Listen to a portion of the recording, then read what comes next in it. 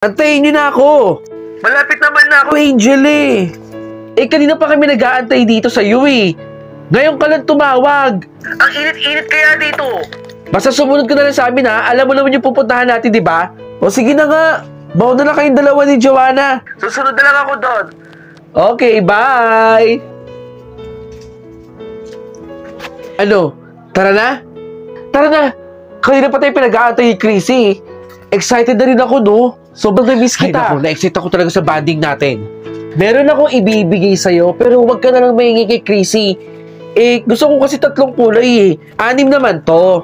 Pero bibigay ko sa'yo yung 3. Bahala ka na kung bibigyan mo si Chrissy. Pero sa'yo itong 3. Kung ayaw mo naman, di, huwag ka na lang mahingi kay Chrissy. Okay?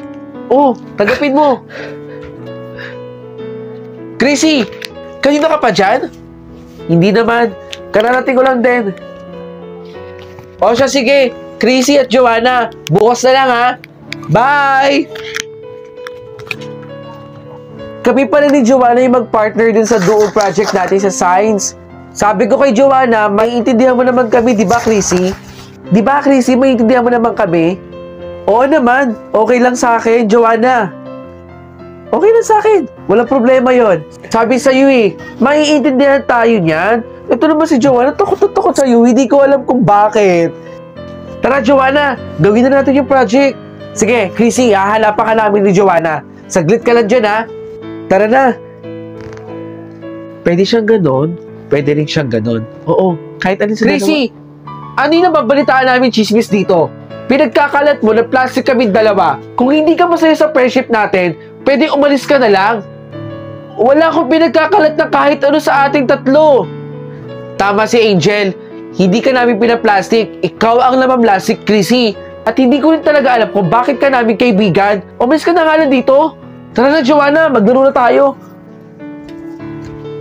Nag-share post si Chrissy. Piling ko yung pinapatamaan nito eh. Alam mo, napaka-plastic talaga yan ni Chrissy, no? Hindi niya deserve sa friendship natin. Kaya ngayon, gagawa natin ng storya itong classroom natin na ang plastic ay si Chrissy. Sige, gawin natin yan, Angel. Di ba? Excited na akong gawin yan. Na-enjoy mo ba yung content ko? At gusto mo rin bang manalo ng POV shirt gaya ng suot ko? Madiscarding nila lang? Nako, wag mong kalimutang i-follow yung Facebook page na nandito sa screen. At mag-comment ka sa nakapin post. Sagutin mo lang ang tanong na, bakit dapat ka mabigyan ng POV clothing ko? 3 designs meron tayo. Malay mo, isa ka na sa mabigyan ng POV shirt ko. Ano pang inaantay mo? Mag-comment ka na dun. Bilis!